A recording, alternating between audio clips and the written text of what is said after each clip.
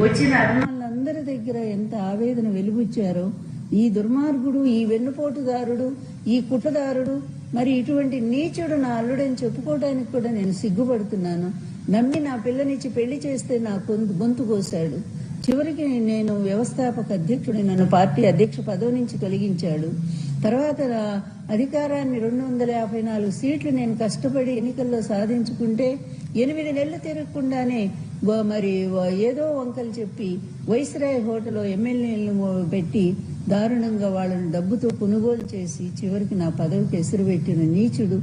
ఇటువంటి చంద్రబాబును అసలు రాజకీయ రంగంలో ఉంచకూడదు అని చెప్పి ఎలిగెత్తి చాటాడే మీ అన్న నందమూరి తారక రామారావు. ఆయన కళ్ళ నీళ్లతో కాదు, రక్తపు బాష్పాలతో ఆయన చెప్పాడే ఆ దుర్మార్గుడు తనకు చేసిన అపకారాన్ని గురించి. వీటన్నిటి గురించి దయచేసి మీరు ఆలోచించరా? బాధపడరా? ఆవేదన లేదా? ఎంతసేపు చంద్రబాబు చెప్పే అబద్ధాల చరిత్రనే ఫాలో అవుతారా? ఇప్పటికైనా కళ్ళు తెరవండి. ఈ నీచుడు చేసిన పాపాలని ఒక్కసారి సమీక్షించుకోండి.